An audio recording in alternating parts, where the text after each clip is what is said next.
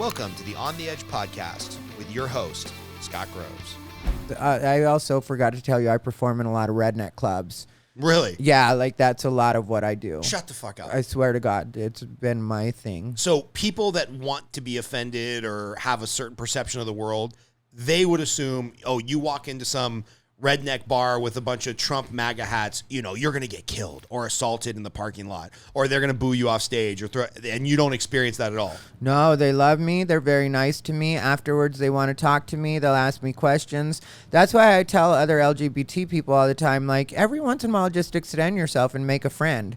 And every once in a while, when somebody asks you a question, treat them like they're being genuine rather than they're trying to offend you.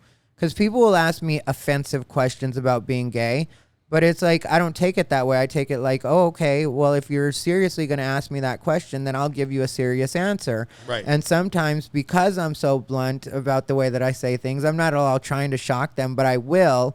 And then they'll start laughing, and then suddenly we're friends. You know what I mean? Just because they're like, okay, I can't believe he said that. Well, you're the one that asked me about that. If you're going to ask me about gay sex and I give you an honest answer, and it makes you blush and laugh, and then we both start laughing, you know what I mean? Then all of a sudden we're friends. You know, now we're in a conversation. Now you don't feel nervous around me. Now you're more likely to be cool with the next gay person you meet because you've already had a gay person be nice with you. Yep. And that's what I tell, like, you know, especially some of the more militant trans people. You know, I've tried to talk to them about that. They get mad at me because I just give them what's good advice. And it's like, okay, so let me understand this. Why should I listen to you if you would go into a place where I could make friends and you'd get your ass kicked?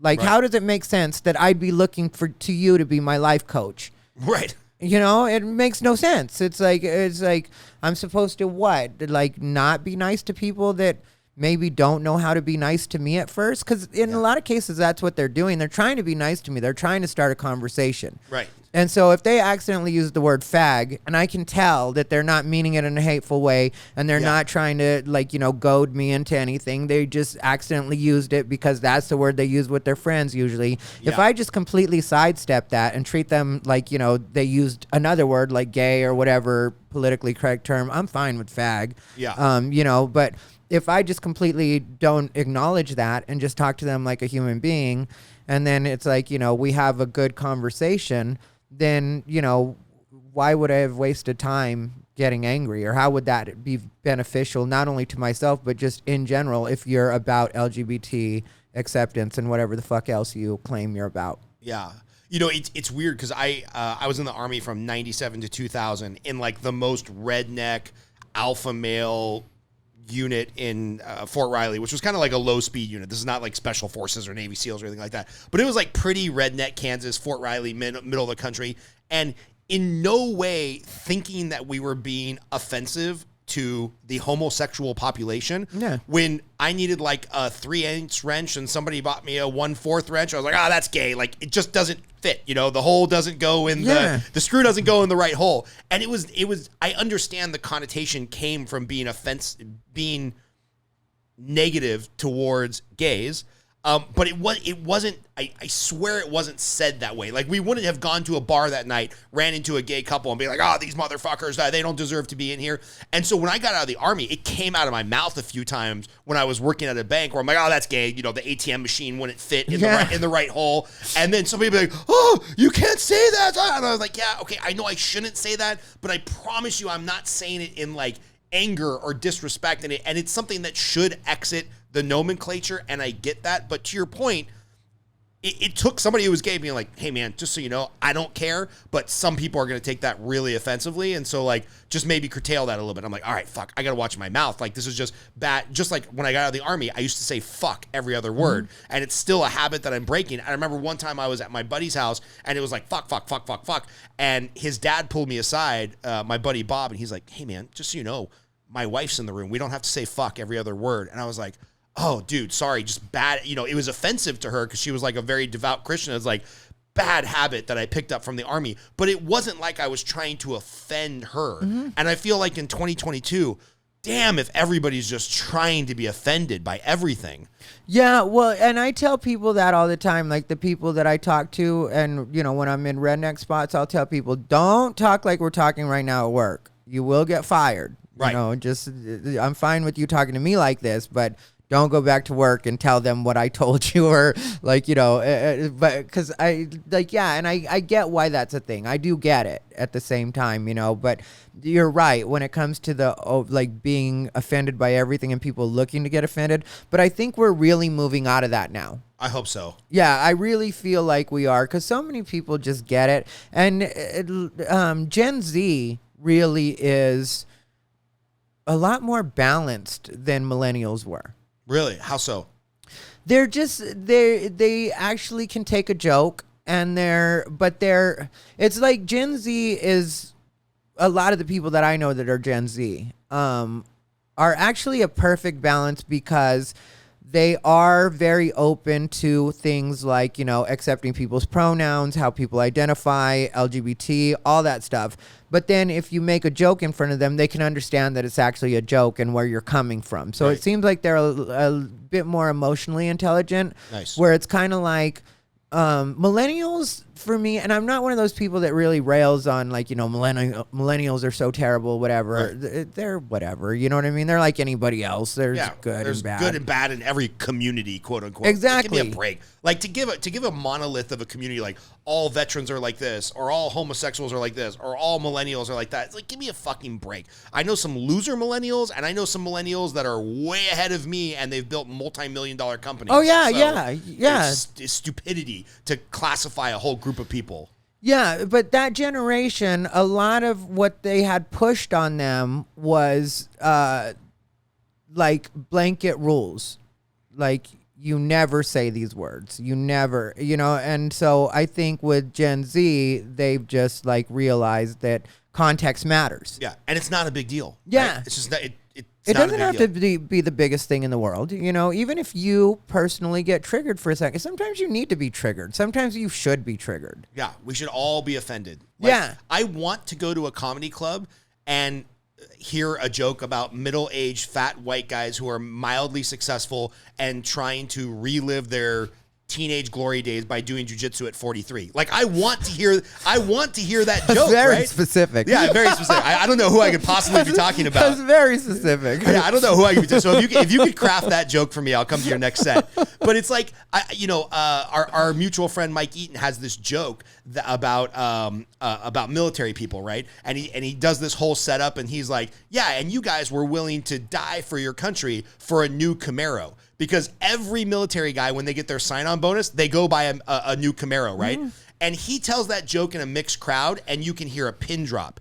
He tells that joke in front of a bunch of veterans, and the room is howling. Oh, yeah. Right? Because they can take a joke, and they can laugh at themselves. And I'm like, dude, come on. That's what comedy is there for. Now, I understand I'm in a professional setting, and, somebody makes fun of the size of my dick or something, and that might not be the right setting. But if I go to a comedy club, how can you possibly get offended at a comedy club? Oh, yeah. And there's very, if it's done well, there's very few people that get offended. Again, I've had it, one time these lesbians left and said that they told the club owner, this was in Minnesota, and I can't remember the name of it was right outside of Minneapolis, but it was this club in Minnesota, and these lesbians told the owner on their way out that I was a gay man doing homophobic jokes. Oh, man. And so it was just like, all right, well, I guess I'm not for them. I don't really care. Yeah, so I want to switch gears a little bit and talk about kind of the art of comedy, because we talked about, your personal lived experience, which is one of my favorite terms. And then we talked about kind of like what it's like on, on the road and growing the hustle when you're up and coming. I want to talk a little bit about the art of comedy, and maybe we can start here, because this is something that's really interesting to me. I go to a Chappelle show or whatever, and now they make you put your phone in the little RFID, sealed bags, because he's working on what's going to be a multi-million-dollar Netflix special. Or I would go see Joe Rogan at the Ice House. I probably saw him 20 times when he was working on bits, telling this joke with the punchline being a Prius, or the punchline being a minivan, or the punchline being a Camaro or whatever. And you would see that, and if you took out your cell phone, security was on you to take you out of the room. But now with, I would say comedians that don't quite have that cachet, you've got to put some stuff out there on social media. You've got to put some of your bits and your jokes. So for you, the art versus the craft versus the business, and I've seen some of your social media. What's the balance of like, all right, I want to put some good stuff up on social media, but I can't give away all my content because if that social media gets Scott to the show and then he's seen all my jokes, it's just going to kind of land flat. So where are you finding that balance between like your art, your in-person craft, and then like the business of, well, I gotta build a social media following by telling some jokes. Like how do you manage that? Because that's kind of interesting to me. Like what do you give out there as the teaser, and what's the headliner jokes when I actually come see you in person? Well, jokes are always evolving for me. Some people, you know, just they write a joke and they're done with it. Like jokes in my set are always evolving for me. And I always find different ways in and out of things. And so in a lot of cases, that's what'll excite people about my set is even if they've seen a joke online, watching how I work my way into it is what'll make them laugh or what'll make them, you know, and also then they feel like they're on the inside, you know, because it's like, oh, I heard this one. I know this one. I just didn't realize that's what he was going into. So you're changing the setup or the story or whatever. Yeah. And it changes every night. Like people can come watch me. People can watch me 2 shows in a row and they won't get the same show. They will get some of the same jokes, but they won't get the same show. And even that, I'll vary the jokes a lot. And it's partly because I don't have the best memory in the world. So, like, for me to memorize a set at this point, especially 45 minutes or an hour. And it's also because I don't want to be bored. So, like, if I can keep myself interested, you know, the audience is going to have more fun because I'm interested in what I'm saying. I'm not just running through it like a recorder, you know? And so, so I don't really worry about that very much. Sometimes I'll, later on regret putting a joke on my social media, but that'll only be because sometimes I'm like, yeah, I should have waited for a show where I maybe did it better. Interesting. You know what I mean? I liked what it evolved to later on. Yeah. And I would like to have that up instead of the version that I have. So you're kind of critiquing your first draft, your second draft, and you're like, man, I'm on the 10th draft of this joke. That's landing so much better. I kind of want to take down that first draft. Yeah, but I don't care. I'll leave it, you know? I mean, like, I don't really care because nobody, unless they're psycho, nobody's going to really go through your stuff like that. Yeah. Do you got any psycho fans? I have, yeah, but it's like, you know, I think I can make them lose interest by being overly accessible. Really? Yeah, you know. Tell me more about this. I just don't like, you know, I don't really care about anything. And so I think they just get like, you know, well, if you're not going to be scared. Right. Like, you know. I mean, you're a pretty big imposing figure. Like you're a big dude. So if you're not going to be scared, that's a fine line to walk with some psycho stalkers. Yeah. Well, and there's one person, I don't give them any air at all, but there's one person that has a dedicated hate channel to me, and that, you know, is a thing. And it's just like, you know, they like on YouTube they have a dedicated channel to hating you. Yeah, and they'll do like 3-hour streams of just like, you know, how much they hate me. But like, did you sleep with this guy or never? What? And that's what people would think, you know what I mean? Because it really is that weird. The truth is, I never even had like a friendly relationship with this person. Like who has that much time in their life to do a 3-hour live stream on hating you? Well, that's what I wonder, and that's what a lot of people get, like, you know, and that's why it's not very effective. And they make up a lot of things about me that aren't at all true, and then there's a lot of stuff they assume about me, and it's so, like, there might be a point where I have to actually do like a defamation suit or something like that, because they have said some things about me that maybe at some point could affect a money situation, you know, but so far it hasn't happened.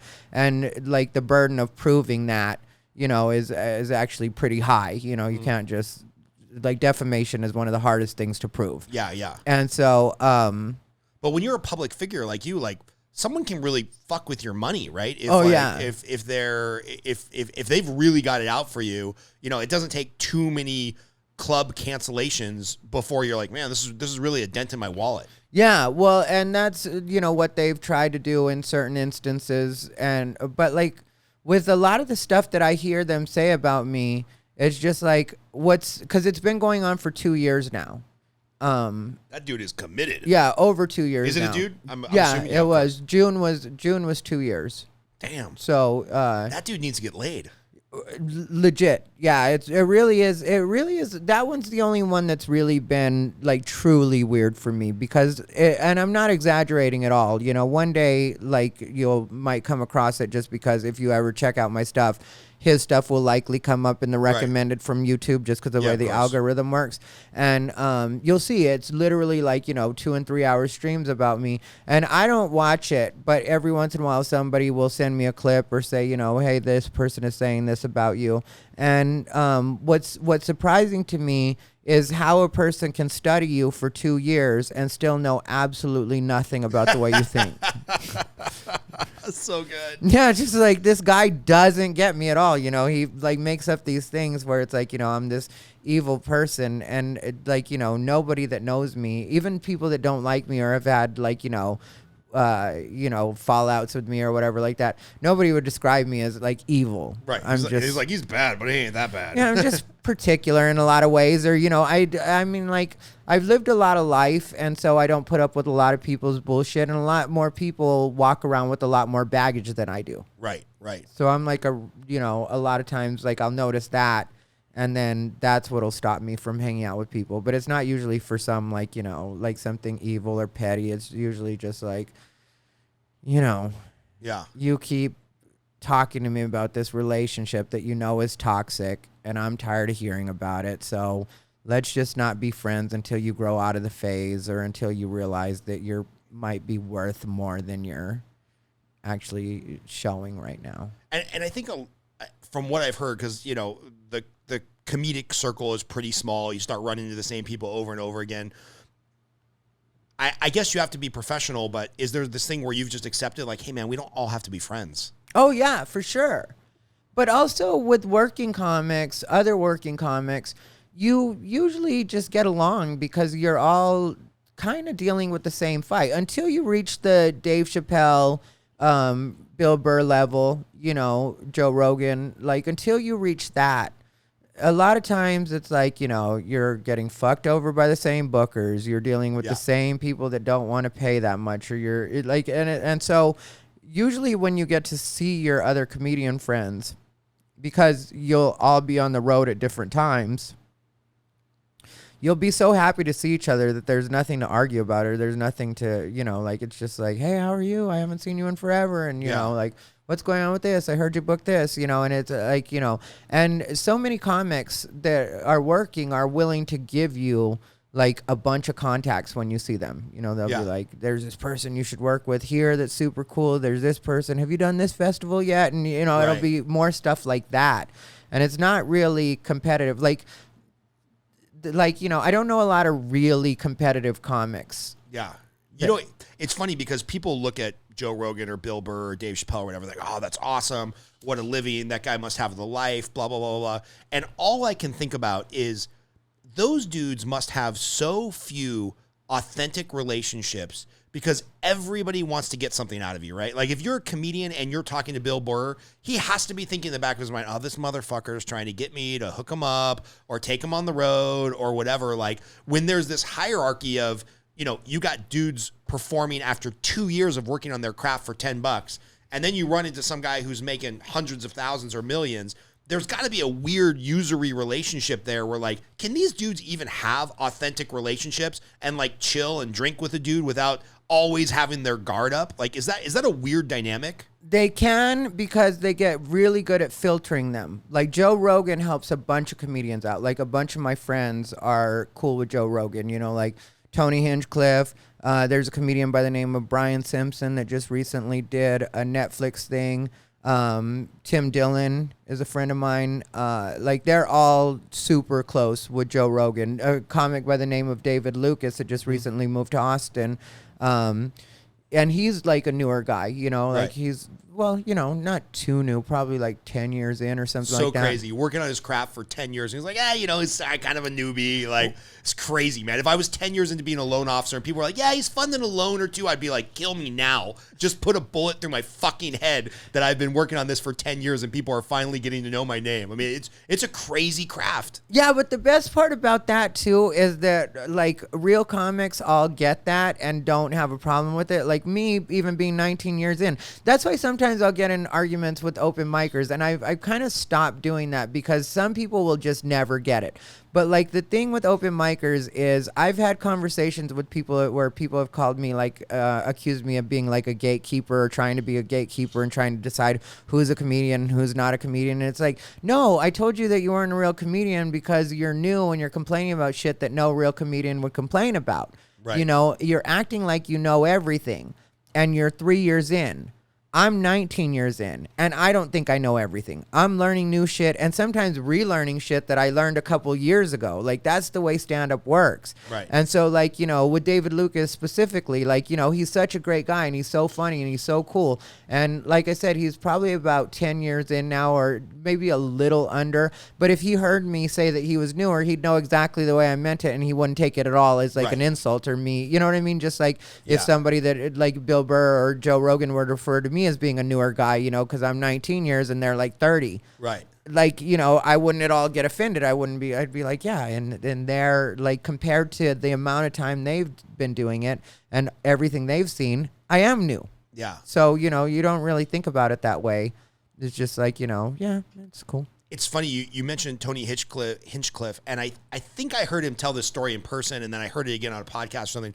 He was talking about, like, working the door at the Comedy Room or the Laugh Factory or whatever and running into Bill Burr and saying something to the effect of, like, oh, you're so talented or you're so natural or whatever, and just proceeded to get chewed out for 20 minutes of, like, no, motherfucker, I come do all these sets all night, even though I'm making it, and then I wake up at 7 in the morning, I go to Starbucks, I read the paper to get all the current events, I write my joke, I script all day, I make my wife listen to this shit, my dog listen to this shit, then I come do these shitty fucking open mics with assholes, like just unloaded on him by saying, because he said, oh, you have some natural talent or whatnot, and he's like, it's one of the best lessons I ever got, because it's like, oh no, this is a fucking grind, dude. And so walk us through, like, your grind. Now that you're making it, you're a working comedian, this is how you support your livelihood. What does your day look like? Like, obviously you're not driving around Vegas 19 hours a day trying to find 3-minute open mics, but what is your day and what does your work look like now?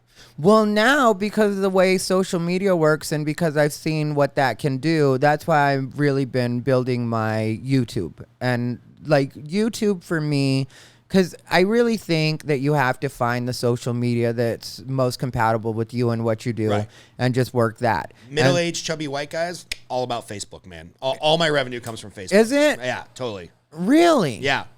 All my coaching clients, all my loan officer connections, the realtors I communicate with, it all comes from YouTube. Like, that's the demographic of your 30 to 45-year-old person that's buying a home or getting into real estate. Like, we cannot crack the YouTube code for mortgages. It's a bitch. So, but YouTube works for you. So tell me more about that. Sorry, it's about you, not me. Oh, no, it's all good.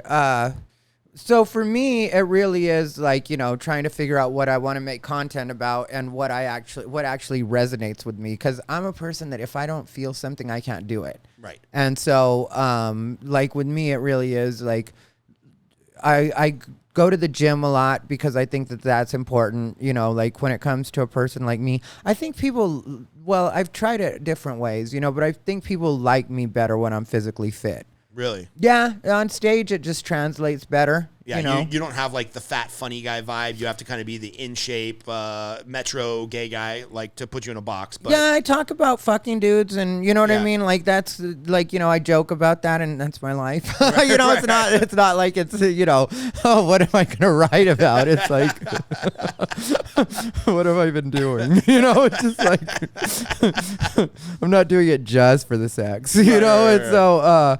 But, you know, so like that helps. So I go to the gym also.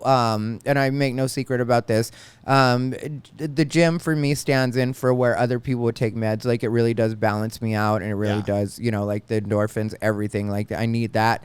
And so, so I spend a fair amount of time at the gym. I hang out with my dog quite a bit. And then I also, will make content. And for me, I'm the kind of person that my content tends to be like current events type stuff.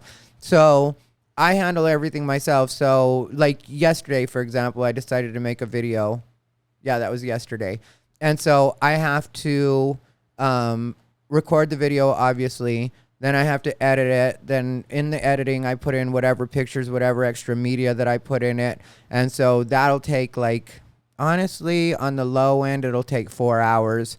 Sometimes it'll take 6 to 8 hours, depending on how much editing I'm doing. Then after I finish editing that, then I'll upload it. Then after uploading it, then I have to make like the shorts for it. Then I have to actually make the Instagram Reels version of it. Then I have to share it on Facebook, which is currently my strongest. Like YouTube is taking over now, but Facebook for a long time was my strongest social media platform. So I do have to promote whatever it is I'm doing on Facebook as part of it. And so like there's all of that. So like that's what takes up a lot of my day now. So now it's like, and I had to break myself out of that thinking because I got so used to just doing the open mics, and that was like my grind for so long that it really did take a lot of like mental strength and discipline to finally untrain myself from that, where it's like, okay, you don't have to be at every 3-minute open mic. Right. So you're spending, sounds like somewhere between 5 and 8 hours a day just on content. And is that content then informing your set? So like if you show up to do a mic that night, or you've got 30 minutes you've got to do at a club, are you playing off of the social media take, or do you have like you're defined like this is my hour, I can walk in and kill it at any club in the country on a moment's notice? Both. Okay.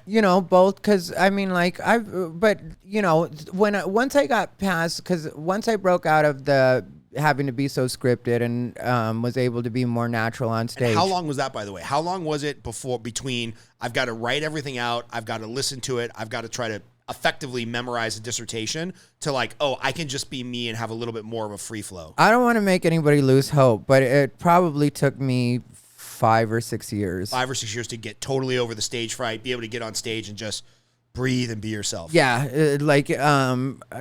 let's see, maybe even just a little longer than that, to tell you the truth. But there were flashes where it would, like, I'd see like, okay, I can actually get this, but it just wasn't there yet where I could like rely on it. Like now I can go on stage and not really be thinking about anything and be like, I'll say something, you know what I mean? Like, and as soon as I find that one thing, then and like now I don't worry about like quote unquote bombing either. Right. 'Cause like, if I'm doing a paid show, then obviously I'm going to do a bunch of stuff that I know already works. But if I decide to pop in at an open mic, or I decide to just do a show, I don't care if I quote unquote bomb, because I'm just going to try a bunch of stuff out. And if I just get one thing, that's going to be better than what a lot of people are getting out of what they're doing, because it's like I could work on, I could kill it just by doing a bunch of stuff that I know works, but I'm not going to grow. So that's going to be like, it's not really a benefit to me. I will do that sometimes when they want me to do it, because sometimes I'll go in an open mic and they'll be like, and this is a conversation people will literally have with me, where like the host of the show will be like, everybody's been eating shit tonight, so if you could just wake them up a little bit, or make them feel like their night wasn't a waste, audience, we'd really appreciate that. And so then I'll be like, all right, you know what I mean? And I'll do that for them. But like, for me, there's no benefit to working on stuff I already know works. Yeah. And so, but it's even that's rare that I actually bomb, it's just like, as a layman from the outside looking in, and I'm embarrassed I can't remember his name, because he probably made me laugh harder than any human being I've ever met. Really tall comedian, half black, half Korean, tells a ton of jokes about growing up under a military father and a Korean wife in Texas, and like how people just didn't even know how to be racist towards him, because they were like, oh, do we tell racist black jokes? Do we tell racist Korean jokes? He is a hilarious motherfucker. And I've seen him open. I saw him at Ice House twice. And the first time I saw him, he was in that mode where he's working on stuff, didn't care if he bombed, whatever. And then we got tickets to a show, and I was like, I don't even know if I want to see this guy again. But clearly, the stage manager had come up to him and been like, hey, man, like, the openers are eating shit. Can you deliver your bit? And he went up there for 40 minutes, and I have never laughed so hard in my entire life. I wasn't high. I wasn't drunk, because I think I needed to work early. Good-looking guy? Yeah, good-looking guy. Muscular? Yeah. Michael Yo? Yeah, Michael Yo. Yeah. That fucking dude killed harder than I think and I've seen just about every famous comedian in person, and I laughed harder than I've ever laughed in my entire life. But it was crazy, because just like 2 weeks earlier, I could see him, and I would have been like, oh, this guy sucks. He's never going to make it. But Yeah. it was because he was in different phases of his craft where he was like working on new stuff that just didn't land. And then clearly exactly what you said happened. Like the openers kind of sucked. Even the MC kind of sucked. And clearly he got pulled aside and they're like, dude, just deliver your best shit because these guys are not going to be happy about their $100 bar tab. Yeah. Well, Michael Yo has helped out a lot of my friends, specifically a friend of mine named Nick Guerra, who's Nick Guerra is this week. He's at the LA Comedy Club in the Strat. And Nick's headlining there, but Michael Yo has helped him out a lot. Michael Yo used to have these shows he would do. I don't know if he still does them, but he had these shows that were just Michael Yo and Friends show, and he would bring on a bunch of up and coming comics, and he really helped a lot of people out. Most of the comics are cool like that, like Joe Rogan did that this last time when he did MGM Grand Garden Arena. Like Tony Hinchcliffe is very well established or whatever. But he had Tony on his show. He had Brian Simpson on his show, Hans Kim. I think that was the lineup for that particular night.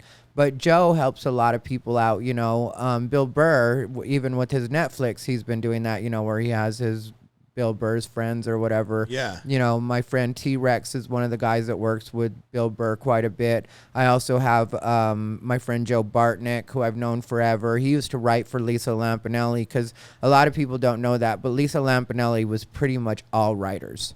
Interesting. Yeah, she's just really great at delivering jokes, and this is nothing against her. It's just the truth, Yeah. But because certain comics are, when you do stand up for a long time, you realize that there really is a place for that. Some people really judge, because they're like, so and so is nothing but writers, right. And I'm like, well, if the person that writes for her really isn't good at delivering their own material. Joe's a different case, but the thing was back then when Joe was working for Lisa Lampanelli and when I'd see him at the open mics all the time, he really was in a different phase of his comedy where he didn't have any interest in being like out front. Right.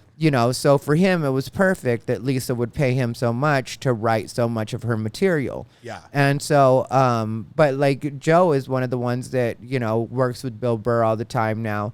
And so it's like Joe Bartnick, T-Rex, Todd Rex is his name. He works for Bill Burr as well. And people all over the internet talk shit about Brandon Schaub.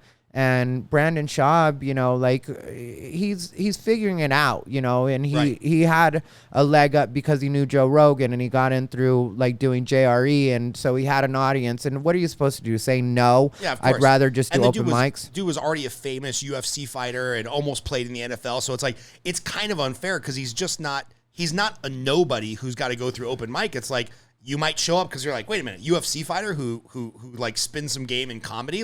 I would show up to watch that. So he's probably got to evolve way faster than your average comedian. Yeah, and that takes you falling on your face in front of big crowds in some cases, or in front of the world in some cases, because people talk shit about his specials and stuff like that. But the thing that people don't see and the thing that people don't understand is there's a comedian by the name of Chappelle Lacey that's a really good comedian from Phoenix that got a bunch of help from Brandon Schaub. Brandon Schaub took him on the road, which Chappelle, nothing against Brandon Schaub, but Chappelle is funnier than Brandon Schaub. Right. Well, you have to be, very secure in yourself to bring somebody along that's going to be funnier than you, that goes up before you. Yeah. David Lucas is another one Brandon Schaub has helped out. So it's like the public has these ideas of what they think's good and what's not good, and this guy's a terrible guy, and it's like he's not a terrible guy. He told some jokes you don't like. Right. They weren't offensive because Brendan Schaub is an offensive comic, so Right. it wasn't even like he offended you.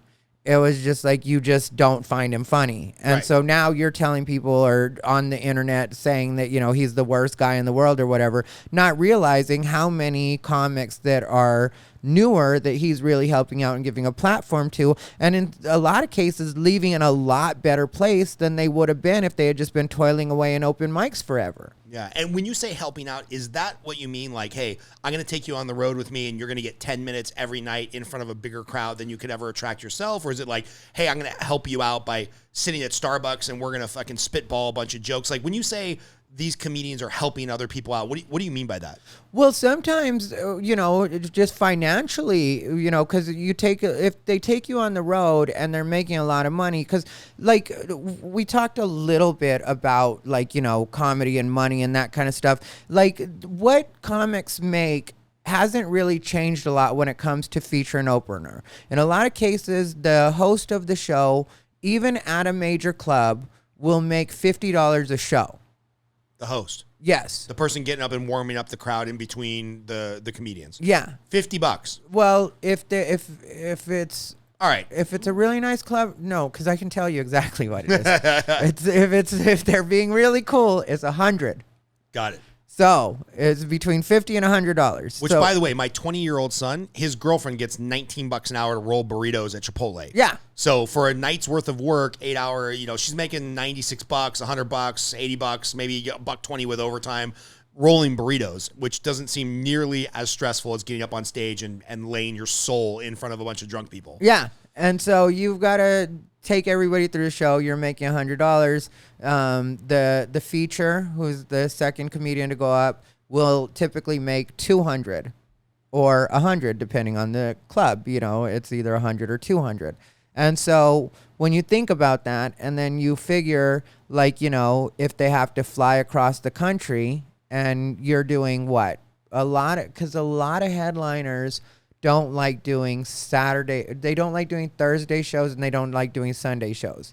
So that leaves you with 2 shows on Friday, 2 shows on Saturday. So 4 shows. So you get paid $400. So if you're the undercard and you just flew across the country and you got to stay in a hotel in Minneapolis or whatever, if you're Tony Hinchcliffe but you don't know Joe Rogan and you're the undercard, what did you call it? The show feature. The feature. So you're the feature, you're the undercard before the headliner goes on. You had to pay for your own flight out there, pay for your own hotel. I mean, Jesus Christ. I go to Chick-fil-A and it's $18. They'll take care of your hotel usually. Oh, that's cool. But like you will take care of your own flight. They don't provide travel. Yeah, and so you're making $400 working all weekend. Yeah. Oh, so then if you hook up with somebody like, say, a Brendan Schaub or like Joe Rogan decides to bring you along, a lot of times they'll let you get that check, your little $400 or whatever, right, but then they'll give you a lot of money on top of it. So what's a headliner making? Like I'm thinking of either, maybe the Belly Room or the Ice House probably fits 150 people in their first show and they do 2 a night. So if you're the headliner, like you're not Joe Rogan, you're not Dave Chappelle, but you're the headliner, you get a 45-minute set there. What's the headliner making in a place like that? Ice House, honestly, as headliner, you usually make like $100, $200 at the most. On the weekends, it's a different structure, but like, right, if you're talking about like a regular, like Tuesday Thursday night, usually $100 at the most. Like I said, maybe 200, but it's not, that's rare. Usually it's going to be 100 at the most. I mean, like, I've worked that club a lot.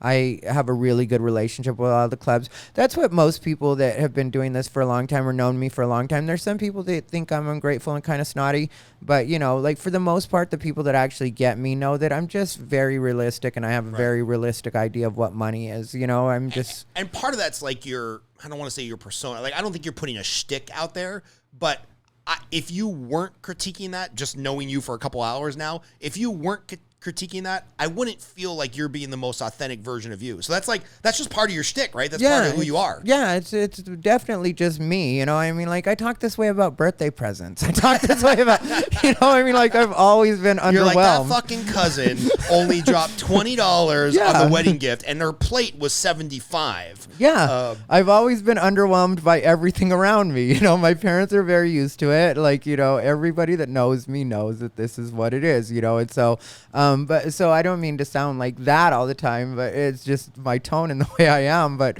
then, so you get these guys, these bigger headliners that will actually give the comic, like, some cases 2 or 3 times what the club is getting them. So now, they've at least made like $1,400 for the weekend.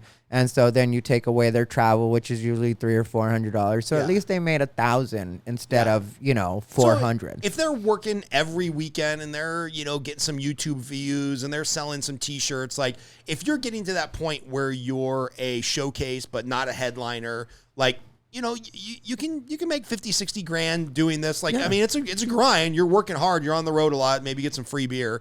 But you know, you can make 50, 60 grand. And then what's the next level? Like the headliners, do you think they're pulling in 100 grand to it? Like if Brendan Schaub wasn't Brandon Schaub and he didn't have, you know, fuck you UFC money, I'm guessing he saved well. He seems like an intelligent guy. Like, can he make 100, 150, 200 grand a year if he's really hustling and doing some, you know, shows every weekend? Yeah, but like a lot of clubs, for if you're talking about just a regular headliner, not a name, right? You know, because like a decent name that you've never heard of that just has a really strong following and can sell out shows will, in a lot of cases, make, you know, like 40 grand a weekend.